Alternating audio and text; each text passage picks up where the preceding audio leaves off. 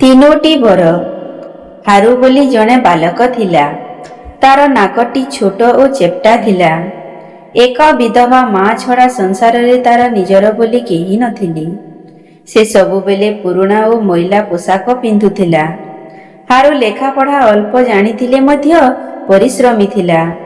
ସାରାଦିନ ପରିଶ୍ରମ କରି ଯାହା ଉପାର୍ଜନ କରୁଥିଲା ସେଥିରେ ତାର ମା ଓ ସେ ଖୁସିରେ ଚଳି ଯାଉଥିଲେ। କିନ୍ତୁ ଗାଁର ପିଲାମାନେ ତାର ଅସୁନ୍ଦର ନାକ ପାଇଁ ତାକୁ ଚେପ୍ଟା ନକା ବୋଲି ଚିଡ଼ାଉଥିଲେ। ସେଥିପାଇଁ ହାରୁ ଭାରି ଦୁଃଖିତ ଥିଲା। କ୍ରମେ ହାରୁ ଯୁବକ ହେଲା। ଯେଉଁଦିନ ହାରୁର ମାଙ୍କର ମୃତ୍ୟୁ ହେଲା ସେଦିନ ହାରୁ ମାଙ୍କର ମୃତଦେହ ନିକଟରେ କାନ୍ଦୁ କାନ୍ଦୁ କହିଲା, ମା, ତୁମେ ମୋତେ ଛାଡ଼ି ଚାଲିଗଲ। ମୁଁ ଅନାଥ ହୋଇଗଲି। ବର୍ତ୍ତମାନ ମୋତେ ଦେଖିବ କିଏ? ପଡ଼ୋଶୀମାନେ ହାରୁକୁ ସାନ୍ତ୍ୱନା ଦେଲେ। ଗ୍ରାମର ପ୍ରଧାନ ଅନ୍ୟମାନଙ୍କ ସହ ପରାମର୍ଶ କରି ହାରୁଙ୍କୁ କହିଲେ, ଦେଖ ହାରୁ, ତୁମ ମା ମରିଗଲେ। ବର୍ତ୍ତମାନ ତୁମକୁ ଦେଖିବାକୁ କେହି ନାହିଁ। ଆମେ ଭାବୁଛୁ ତୁମେ ବିବାହ କଲେ ଭଲ ହେବ। ତୁମର ମତାମତ କ'ଣ? ବିବାହ କଥା ଶୁଣି ହାରୁକୁ ଲାଜ ମାଡ଼ିଲା। କିନ୍ତୁ ମନେ ମନେ ଖୁସି ହୋଇ ହାରୁ କହିଲା, ମୁଁ ଆସନ୍ତାକାଲି ଆପଣଙ୍କୁ ମୋର ମତାମତ ଜଣାଇବି। ଶ୍ମଶାନରେ ମାଙ୍କ ମୃତଦେହ ଦାହ କରି ହାରୁ ଘରକୁ ଫେରିଲା। ଘରେ ତାକୁ ଏକୁଟିଆ ଲାଗିଲା। ସେ ଭାବିଲା, ଗ୍ରାମ ପ୍ରଧାନ ଠିକ୍ କହିଛନ୍ତି, ମୋର ବିବାହ କରିବା ଉଚିତ। ବାରଣ୍ଡାରେ ବସି ଗାଲରେ ହାତ ଦେଇ ହାରୁ ବିବାହ କଥା ଚିନ୍ତା କରିବାକୁ ଲାଗିଲା। ପ୍ରଥମେ ହାରୁ ଭାବିଲା, ମୁଁ ଗୋଟିଏ ସୁନ୍ଦରୀ ଝିଅକୁ ବାହା ହେବି। ପରେ ପୁଣି ଭାବିଲା, ସୁନ୍ଦରୀ ଝିଅ ଯଦି ମୋର ଅସୁନ୍ଦର ଚେପ୍ଟା ନାକ ଦେଖି ଗାଁ ପିଲାଙ୍କ ପରି ହସେ। ବହୁତ ଭାବି ଶେଷରେ ସେ ଗୋଟିଏ ସିଦ୍ଧାନ୍ତରେ ପହଞ୍ଚିଲା। ପରଦିନ ଗ୍ରାମ ପ୍ରଧାନଙ୍କୁ ଦେଖା କରି ହାରୁ କହିଲା, ମୁଁ ବାହା ହେବାକୁ ରାଜି, କିନ୍ତୁ ସେ ଝିଅର ନାକ ଚେପ୍ଟା ହୋଇଥିବା ଦରକାର। ଚେପ୍ଟା ନାକ ଥିବା ଝିଅ କାହିଁକି ତୁମର ପସନ୍ଦ ହାରୁ? ଗ୍ରାମ ପ୍ରଧାନ ପଚାରିଲେ। ହାରୁ କହିଲା, ସେ ଝିଅ କାଳେ ମୋର ଚେପ୍ଟା ନାକ ଦେଖି ଥଟ୍ଟା କରିବ ସେଥିପାଇଁ। ଗ୍ରାମ ପ୍ରଧାନ ହସି ହସି କହିଲେ, ହଉ ହେଲା, ମୁଁ ଖୁସି ଯେ ତୁମେ ବାହା ହେବାକୁ ରାଜି ହୋଇଛ। ତୁମ ପସନ୍ଦର ଝିଅ ଯୋଗାଡ଼ କରିବାକୁ ମୁଁ ଚେଷ୍ଟା କରିବି। ଗୋଟିଏ ଦୂର ଗାଁରେ ହାରୁ ପସନ୍ଦର କନ୍ୟାର ସନ୍ଧାନ ମିଳିଲା ଓ ସେହି କନ୍ୟା ସହ ବିବାହ ହେବାରୁ ହାରୁ ଭାରି ଖୁସି ହୋଇଗଲା। କିନ୍ତୁ ହାରୁର ସେ ଖୁସି ବେଶୀ ଦିନ ରହିଲା ନାହିଁ। ଦେଖରେ ବଢ଼ିଆ ଯୋଡ଼ି, ଚେପ୍ଟା ନାକକୁ ଚେପ୍ଟି ନାକି କହି ଗାଁ ପିଲାମାନେ ହାରୁ ଓ ତା ସ୍ତ୍ରୀକୁ ଚିଡ଼େଇବାକୁ ଲାଗିଲେ। ପିଲାମାନେ ତାଙ୍କୁ ହଇରାଣ ନ କରିବାକୁ ସେ ସେମାନଙ୍କୁ ବୁଝାଇଲା। ସେମାନଙ୍କର ବାପା ମାଙ୍କୁ କହିଲା ଓ ଗ୍ରାମ ପ୍ରଧାନ ପାଖରେ ନାଲିଶ କଲା। ବେଳେ ବେଳେ ରାଗିଯାଇ ସେମାନଙ୍କୁ ଢିଲା ମାରିଲା।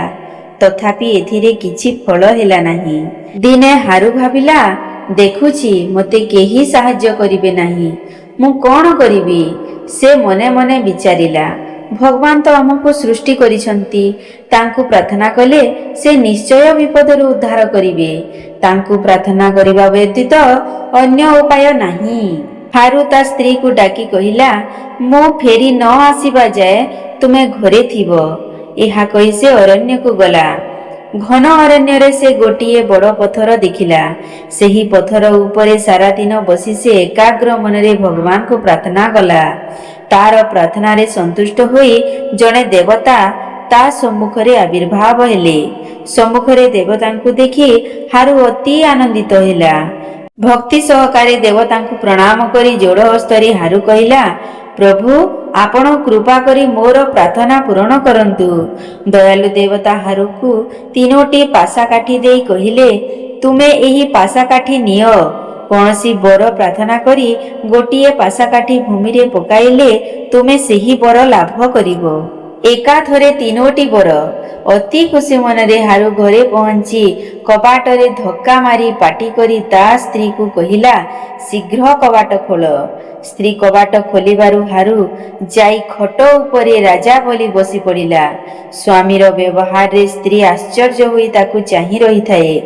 ହାରୁ ପାଣି ଗ୍ଲାସେ ଆଣିବାକୁ ସ୍ତ୍ରୀକୁ ଆଦେଶ ଦେଲା। ତଥାପି ସ୍ତ୍ରୀ ବଲ ବଲ ହୋଇ ଚାହିଁ ରହିଛି ଦେଖି ହାରୁ ଚିତ୍କାର କରି କହିଲା, ଯାଅ ଶୀଘ୍ର ପାଣି ଆଣ। ଏଥର ହାରୁର ସ୍ତ୍ରୀ କପାଳରେ ବାମ ହାତ ବାଡ଼େଇ କାନ୍ଦି କାନ୍ଦି କହିଲା, ତୁମର କ'ଣ ହେଲା ଲୋ ମା? ତୁମକୁ କିଏ ପାଗଳ କରିଦେଇଛି ଲୋ ମା?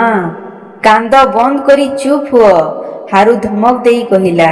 ତାପରେ ହଠାତ୍ ତାର ସ୍ତ୍ରୀର କାନ ପାଖରେ ଚୁପ୍ କରି କହିଲା, ଦେଖ ଆମ ଭାଗ୍ୟ ଖୋଲିଗଲା। ସେ ସବୁ କଥା ସ୍ତ୍ରୀକୁ କହିଲା। ଏ କଥା ଶୁଣି ହାରୁର ସ୍ତ୍ରୀ ଆନନ୍ଦରେ ନାଚି ନାଚି ଘର ଭିତରେ ବୁଲିଲା। ତାପରେ ହାରୁ ପାଖରେ ବସି କଅଁଳ ସ୍ୱରରେ କହିଲା, ଦେଖ ତୁମେ କିନ୍ତୁ ପ୍ରଥମେ ବହୁତ ଧନ ସମ୍ପତ୍ତି ଚାହିଁବ। କିନ୍ତୁ ହାରୁ କହିଲା, ଦେଖ ଆମ ଦୁଇ ଜଣଙ୍କର ନାକ ଚେପ୍ଟା, ତାହା ଦେଖି ଲୋକେ ଆମକୁ ଥଟ୍ଟା କରୁଛନ୍ତି। ତେଣୁ ପ୍ରଥମ ଥର ପାଶା କାଠି ପକାଇ ନାକ ପ୍ରାର୍ଥନା କରାଯାଉ। ସ୍ତ୍ରୀର ମତ କିନ୍ତୁ ତାହା ନୁହେଁ। ସ୍ତ୍ରୀ ଚାହେଁ ଧନ ଆଉ ହାରୁ ଚାହେଁ ନାକ। ଦୁଇ ଜଣଙ୍କର ମଧ୍ୟରେ ଯୁକ୍ତିତର୍କ ହେଲା। ହାରୁର ହାତ ଧରି ତାର ସ୍ତ୍ରୀ ପାଶା କାଠି ପକାଇବାକୁ ଦେଲା ନାହିଁ।